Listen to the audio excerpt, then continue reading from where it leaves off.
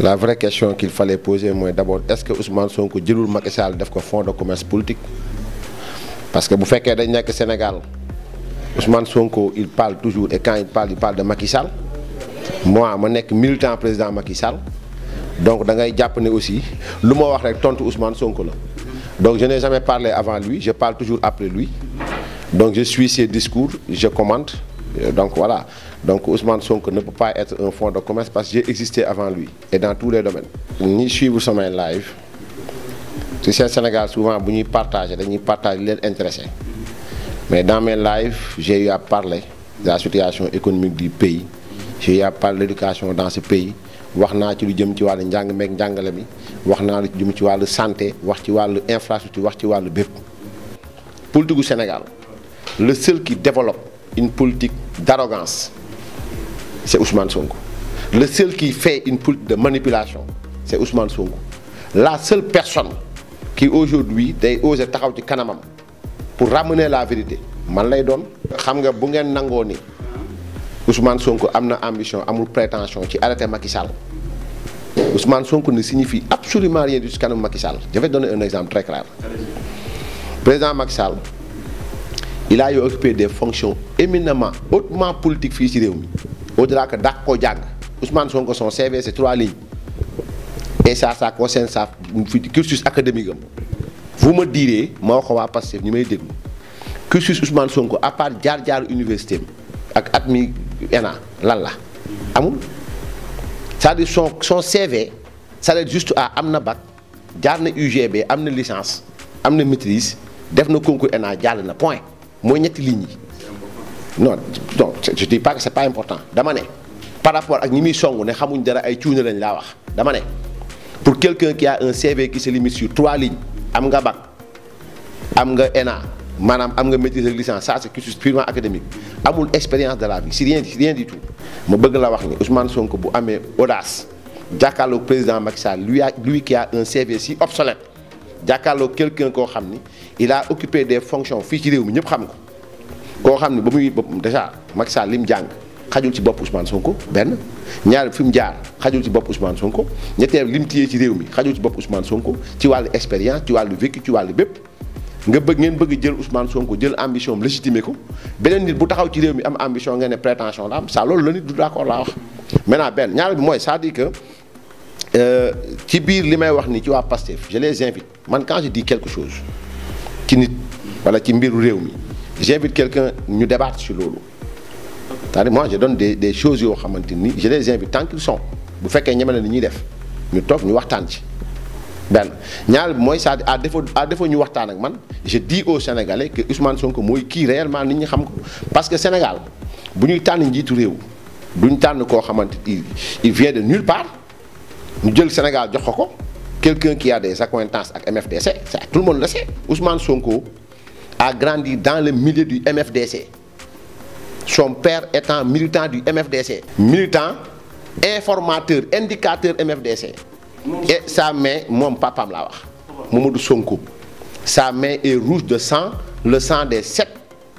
Sénégalais nordistes qui ont été lâchement abattus par le MFDC là-bas à la Pointe Saint-Georges. Papa me dit joué un rôle éminent. Je l'ai dit,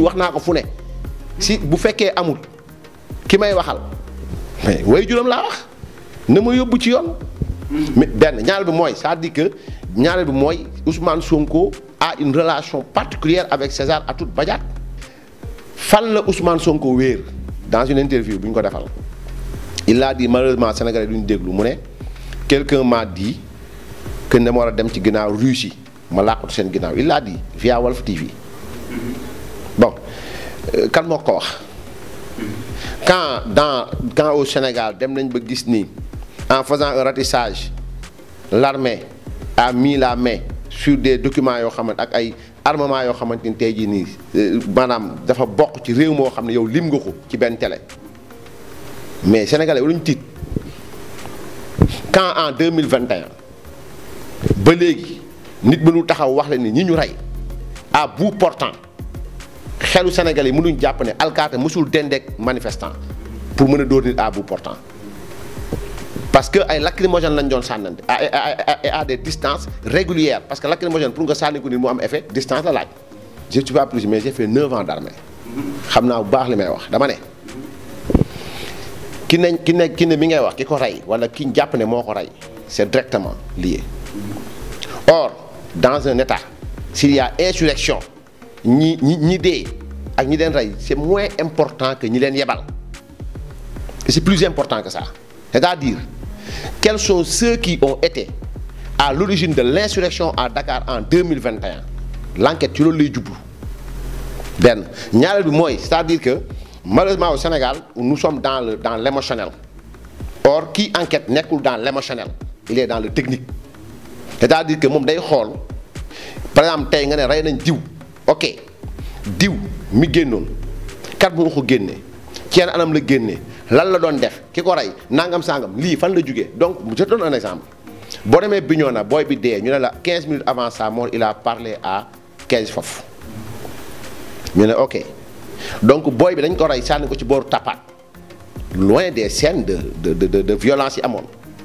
donc yow nga ñëw bëgg limiter wax ji ci ki rey ak ki ñu rey. ma bëgg la wax ma ne la à bout portant arme bu nekk dafa am lu ñuy wooyee housse de combat li ñuy wooyee portée pratique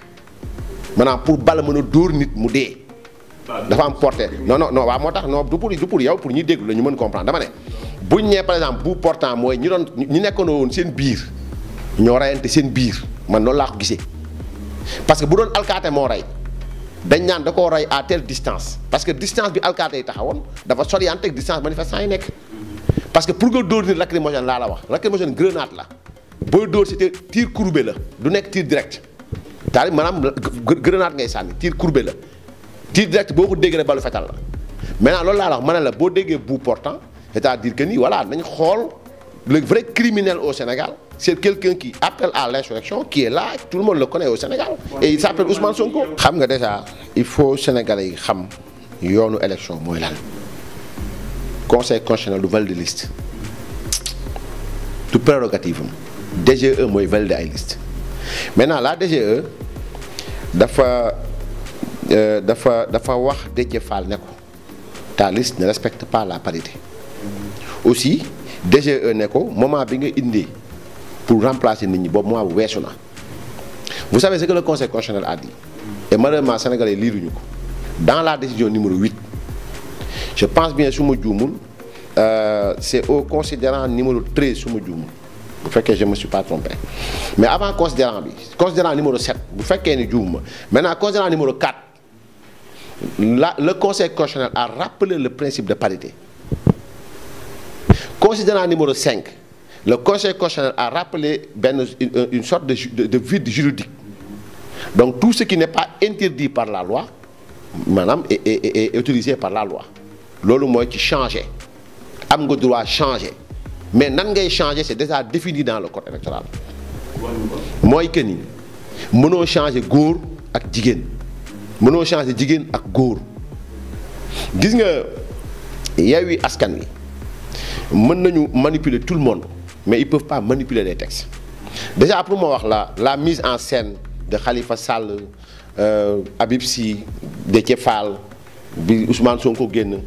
la décision du conseil constitutionnel ñu ngi ko def le 21 ñoom sont sortis après xam nañ donc ce qui se passe mais lan moo jaroon ñuy génn naan dañuy forcer la main à l'État politique moo tax ñu bëgg manipuler population bi génne 200 000 jeunes donc bu ñu bëggee jël yi affaire yi bëgg ko dóoraat ci état du Sénégal man je me dis que y a de l'hypocrisie quand même Déthié moo jël listam moom ak Saliou Sarr Bassirou Diomaye ñoom ñëpp ñi ngi woon ci biir lañu wax